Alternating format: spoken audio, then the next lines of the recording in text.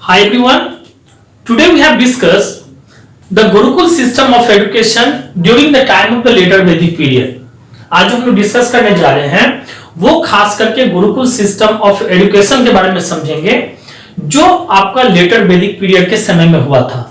In the last video we have discussed about to be the four stages of the Aryans, life of the Aryans. हम लोगों ने इससे last video में discuss किया था कि आर्यंस का जो लाइफ था ना उसको किस तरह से 4 स्टेज में डिवाइड किया गया था और कैसे कैसे एक एक स्टेज को 25 इयर्स में हमने डिवाइड किया था और उसके बाद में हर चीज के बारे में हमने डेफिनेशन दिया था. Okay, now the point which we have discussed here, that is a gurukul system of the education. First of all we want to be the define about to be the gurukul. सबसे पहले हम लोग आते हैं ना कि एक तरह से गुरुकुल सिस्टम होता क्या, गुरुकुल होता क्या है, उसके बारे में सबसे पहले हम लोग डिस्कस कर लेते हैं. तो गुरुकुल का मतलब होता है कि the residence of the guru where the sons of the upper 3 varnas live and study. कहते कि ये एक तरह से रेसिडेंस हुआ करता था, रहने का जगह हुआ करता था गुरु का, जहां पर में जो वर्ल्ड को हम लोग ने 4 पार्ट में डिवाइड किया था. याद होगा आपको, एक ब्राह्मण था, दूसरा क्षत्रिय था, फिर उसके बाद में आपका वैश्यास था, फिर शूद्रास था. तो ऐसे ऐसे करके हम लोगों ने उसको डिवाइड किया था. तो जो 3 खास करके अगर अपर जो 3 वर्णास थे ना उस समय में जो स्टडी करते थे वो ही आकर के इसी गुरुकुल में स्टडी क्या करते थे, यहाँ पर वो लोग रहते थे और अपना स्टडी करते थे. तो गुरुकुल का मतलब यानी कि गुरु मतलब कौन, जो टीचर जिसको हम लोग कहते हैं. पहले जमाने में क्या था कि बच्चे अपने गुरु के यहाँ जाया करते थे. जब वो लोग समझदार हो जाते थे, थोड़ा बड़ा होते थे और समझदार होने लगता था तो उनको मम्मी पापा उनके यहाँ जाकर के रख दिया करते थे, वहीं पर वो लोग एजुकेशन अपना प्राप्त करते थे. तो जो अपर 3 वर्णास था ना उन्हीं को सिर्फ अलाउ था कि वो वहां पर में क्या कर सकते हैं, अपना स्टडी कर सकते हैं, पढ़ सकते हैं. लेकिन जो लास्ट का वर्णा था ना उनको अलाउड नहीं था, वो अपना सर्व करते थे, सभी को काम किया करते थे सभी का. अब हम लोग आते हैं पॉइंट में गुरुकुल सिस्टम में एजुकेशन दिया कि the Aryan sent their sons कहां पे, टू द गुरुकुल्स. आर्यंस क्या करते थे, अपने बच्चों को गुरुकुल भेजते थे, अपने बेटों को ना गुरुकुल भेजते थे. And that is the residence of the teacher, जिसको क्या कहा गया, एक तरह से रेसिडेंस ऑफ द टीचर. अब हम लोग आते हैं ये जो सिस्टम था ना कैसा था एजुकेशन का, उसके बारे में एक एक करके पॉइंट हम लोग डिस्कस करते हैं.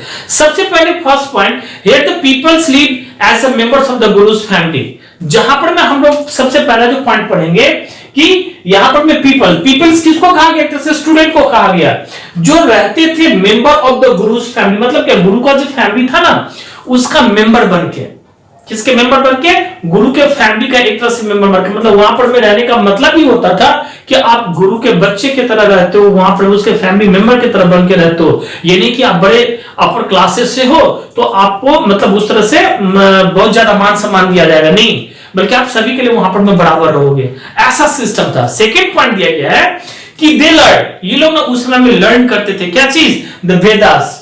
ये लोग क्या करते थे, तो वेदास को लर्न करते थे. एंड सब्जेक्ट जो खास करके वो तो लर्न क्या करते थे, पढ़ा करते थे. और सब्जेक्ट जो था इन लोगों का खास करके वो होता था क्या क्या चीज का. तो सबसे पहले हम लोग आते हैं सब्जेक्ट में लॉजिक थे, मैथमेटिक्स हुआ करता था, ग्रामर हुआ करता था और मेडिसिन हुए करते थे. ये सारे के सारे सब्जेक्ट के बारे में ना वो लोग वहां पर में एक तरह से स्टडी करते थे, पढ़ाई करते थे.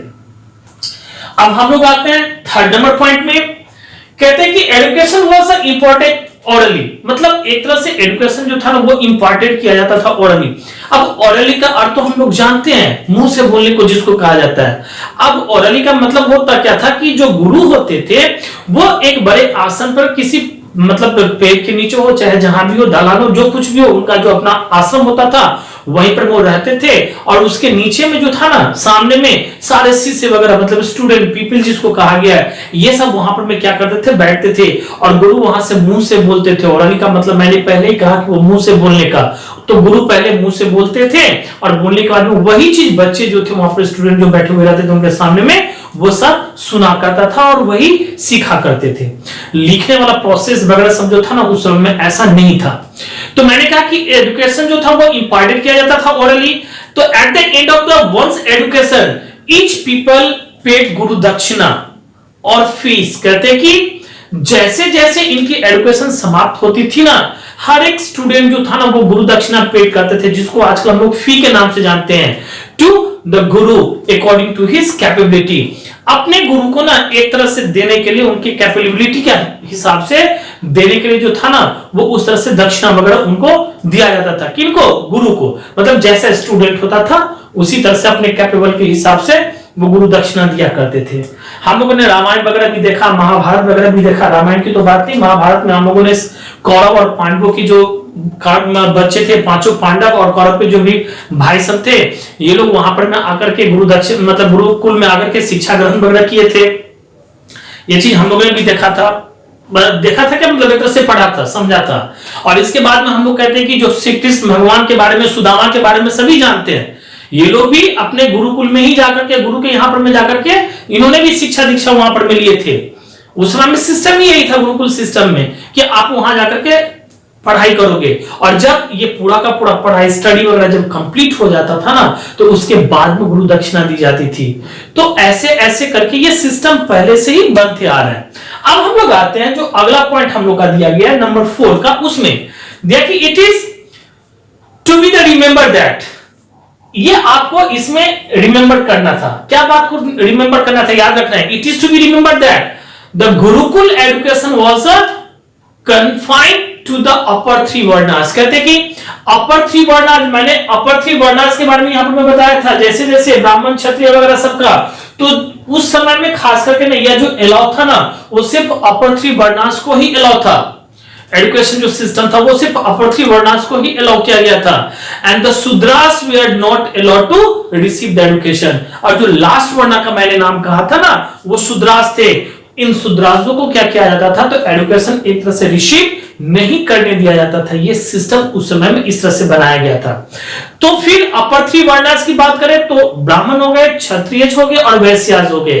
तो जो लास्ट का बच गया आपका शूद्रास, तो शूद्रास को ये चीज अलाउ नहीं था कि वो एक तरह से एजुकेशन को इंपार्टेड कर सकते हैं, ले सकते हैं, या फिर वो एजुकेशन शिक्षा दीक्षा वाले गुरुकुल में जाकर के सीख सकते हैं। बल्कि उनका काम ही था जो अपर 3 वर्ण हुआ करते थे उनको सर्व करना। ये सारा का सारा सिस्टम उस समय में ऐसा गुरुकुल सिस्टम में बना हुआ था। ओके, अब हम लोग आएंगे जो नेक्स्ट पॉइंट इसके बाद में हम लोग आता है वो है रिलीजियस लाइफ। अगर हम लोग बात करें किसके बारे में, तो रिलीजियस लाइफ के बारे में, तो दिया गया कि the gods of the Rigvedic age lost their importancy. Rigvedic age में जो गॉड थे ना, वो अपनी इंपॉर्टेंसी को एक तरह से लॉस्ट कर चुके थे, खो चुके थे। अब क्या होता है, यहां पर में नए नए गॉड बनते हैं। ब्रह्मा खास करके, जिनको प्रजापति के नाम से भी जाना गया, और विष्णु और शिवा, ये 3 गॉड जो थे ना उस समय में, ब्रह्मा, विष्णु और शिवा बिकेम द इंपॉर्टेंट। ये एक तरह से इंपॉर्टेंट गॉड बन चुके थे। अब हम लोग आते हैं ब्रह्मा के बारे में। कहते हैं कि Brahma was worshipped as a creator of the world. मतलब अगर इस वर्ल्ड को कोई बनाने वाला था ना, तो उसमें ब्रह्मा का नाम दिया गया था, इसलिए इनको क्रिएटर ऑफ द वर्ल्ड का नाम दिया गया। And Vishnu as the preserver. और विष्णु किसको कहा गया, तो जो एक तरह से प्रिजर्वर थे, जो प्रिजर्व करके रखने वाले थे। और लास्ट में जो शिवा आता है ना, तो शिवा का नाम था एज द डिस्ट्रॉयर, मतलब पूरा का पूरा बर्बाद करने वाले, जिसको हम लोग कहते हैं कोई भी ऐसी बात हो तो ब्रह्मा, विष्णु और शिवा, ये तीनों गॉड को ना उस समय में जो था ना, वो खास करके बहुत ज्यादा से ज्यादा क्या किया गया था, इंपोर्टेंसी दी गई थी। फिर हम लोग अगर पिछले स्टोरी वगैरह में भी चले जाए ना, तो एक से एक जब हम लोग मतलब खास करके कहानी वगैरह पढ़ते हैं ना, तो वहां पर ना आपको शिवा के बारे में, ब्रह्मा के बारे में, विष्णु के बारे में, इन सबों के बारे में ना सब जो बातें कही गई यहाँ पर में, वो सही सच लगता है। क्योंकि हम लोगों ने महाभारत वगैरह या रामायण वगैरह जब देखते हैं ना, तो उसमें ये चीज दिखाता है कि किस तरह से जब समुद्र मंथन वगैरह हुआ था, तो समुद्र मंथन से बहुत सारे चीज वगैरह निकले थे। तो सभी देवता ने और जो राक्षस वगैरह था उन लोगों ने आपस में डिवाइड किया। लेकिन जब अमृत की बारी आई, और जब उस क्या कहते हैं, जो शिव जी ने एक तरह से विष जो मतलब पूरा का पूरा मतलब घटक लिए थे, एक तरह से पी गए थे, उनकी बात आती है, तो ये चले गए किसके मतलब पल्ले में, तो देवताओं के पल्ले में। अब जो खास करके विष निकला, बात तो यही थी कि समुद्र मंथन से जो निकलेगा वो लेना पड़ेगा। तो अब न राक्षस ये बता रहा था कि विष हम लेंगे, न देवता कोई वगैरह ये सब कर रहे थे। अंत में जाकर के शिवा, जिसको डिस्ट्रॉय कहा गया था, इसमें उन्होंने क्या किया कि पूरा का पूरा जो हलाहल विष था ना, वो पूरा का पूरा निकल लिए थे। और इसलिए उनका गला वगैरह भी ना एक तरह से नील जैसा हो गया था, नीले जैसा हो गया था, इसलिए उनका नाम नीलकंठ वगैरह भी रखा गया। बहुत सारी ऐसी कहानियां वगैरह हम लोग पढ़ते हैं ना, तो वहां से सब कुछ के बारे में पता चलता है। तो इस रिलीजियस लाइफ में हम लोगों ने ये चीज जरूर पढ़ा कि ब्रह्मा, विष्णु और महेश यानी कि शिवा, इन तीनों को उस समय में इंपॉर्टेंस दी गई थी। तो ब्रह्मा को एक तरह से जिस तरह से क्रिएटर कहा गया था, फिर विष्णु को जिस तरह से प्रिजर्वर कहा गया, और अंत में शिवा को डिस्ट्रॉयर कहा गया। तो इस तरह से सारी की सारी चीजें चलती आ रही थी। अब इसी में आपका पॉइंट दिया गया, ये तो हो गया ब्रह्मा, विष्णु और इनका, शिवा का। लेकिन people begin to be the perform elaborated the rituals and the animal sacrifices। कहते हैं कि यहां पर में जो पीपल थे ना, जो आदमी सब जो रहते थे ना, वो लोग एलिबोरेट करते थे, परफॉर्म क्या करते थे, रिचुअल्स वगैरह, एनिमल सैक्रिफाइसेस वगैरह भी हुआ करता था उस समय में, टू प्लीज द गॉड। किसके लिए? तो गॉड को खुश करने के लिए, देवताओं को खुश करने के लिए। एंड द किंग्स परफॉर्म, इतना ही नहीं, राजा भी परफॉर्म क्या करता था, लार्ज कम्युनिटी सेक्रीफाइसेस जिसको हम लोग कहते हैं, वो भी एक तरह से गॉड को खुश करने के लिए। तो ये सारी की सारी पॉइंट वगैरह जो है ना आपका, ये आपका रिलीजियस लाइफ से जुड़ा हुआ है। अब जो नेक्स्ट और आपका जो लास्ट पॉइंट है इस चैप्टर का, वो है आपका economic life. Okay, now the point which we have discuss here, that is the economic life. अब जो हम लोग पॉइंट डिस्कस करने के लिए जा रहे हैं, वो आपका इकोनॉमिक लाइफ के बारे में दिया गया है। इसमें दिया गया कि the Aryans begin to lead a settled life. Aryans जो थे ना, ये लोग एक तरह से आकर के ना सेटल लाइफ जो था ना, वो स्टार्ट किया था। एंड एग्रीकल्चर बिकेम, जिसमें हम लोग जानते हैं कि एग्रीकल्चर जो था एक तरह से became the main occupation of the people. Agriculture जिसको हम लोग खेती कहते हैं, खेती करना, तो फार्मिंग करना जिसको कहा जाता है एक तरह से, ये एग्रीकल्चर जो था ना, वो एक तरह से ना मेन ऑक्यूपेशन अगर हम लोग कहें तो वो उस पीपल का बना था। इन एडिशन टू बार्ली, पहले ये लोग क्या करते थे, बार्ली तो अपना मतलब उपजाया करते ही थे। पीपल बिगेन टू कल्टीवेट, और पीपल इसके साथ में ना और चीज उपजाने लगा। क्या क्या चीज उपजाने लगा?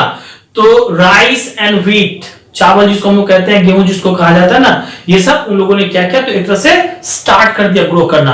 Now they also begin to use the iron to make the agriculture implement. और इसके बाद में इन लोगों ने क्या किया, आयरन का जो था ना, उसका भी यूज करने लगा। किसके लिए? तो एग्रीकल्चर इंप्लीमेंट्स के लिए, मतलब खेती करने का जो सामान वगैरह होता था ना, उसको बनाने के लिए ये लोग आयरन का उस समय में क्या करने लगे, तो एक तरह से यूज करने लगे। Now this increase the crop production. अब जैसे ही आयरन से कोई सारा चीज इंप्लीमेंट्स बनने लगा, तो क्या होने लगा कि क्रॉप्स का जो एक तरह से ग्रोथ था ना, वो और ज्यादा होने लगा, प्रोडक्शन और ज्यादा होने लगा। इसके अलावा ये लोग और कुछ क्या काम करते थे, तो डोमेस्टिकेशन का। तो in addition to be the cow and the horse, अगर हम लोग बात करते हैं कि उस समय में तो ये लोग कॉ और हॉर्स तो था इनके पास में, पीपल ऑल्सो डोमेस्टिकेटेड किस किस को, तो कॉ को, हॉर्स को तो क्या ही था, the dog, sheep and the goat, ये सब सारे जानवर को भी ना वो लोग क्या करने लगे, एक तरह से डोमेस्टिकेटेड करने लगे। तो ये इनका जो था ना उस समय में इकोनॉमिक लाइफ था। इस तरह से एग्रीकल्चर वगैरह ये लोग किए, आयरन का यूज खास करके एग्रीकल्चर इंप्लीमेंट के लिए किया गया, और फिर जो पॉइंट दिया गया था डोमेस्टिकेटेड के लिए, कॉ हॉर्स के साथ साथ में द डॉग, शीप और गोट, ये सभी का सभी ये लोग उस समय में स्टार्ट कर दिए थे। अब हम लोग इसी इकोनॉमिक लाइफ में आते हैं। जो पॉइंट हम लोग का अगला है वो है ऑक्यूपेशंस का।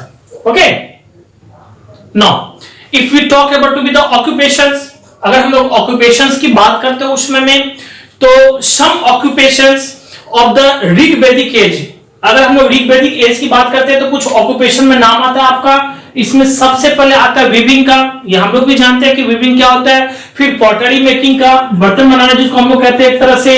वीविंग का मतलब होता है कोई जैसे कपड़े वगैरह बुनना जिसको हम लोग कह सकते हैं। फिर इसके बाद में बर्तन वगैरह बनाने का काम।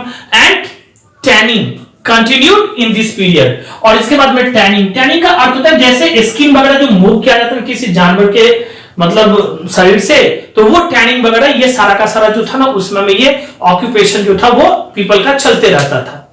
नाउ द लेटर वैदिक text also mentions several new professions. अगर हम लोग आते हैं तो लेटर वैदिक टेक्स्ट में भी ना बहुत सारा प्रोफेशन के बारे में भी एक तरह से मेंशन किया गया है।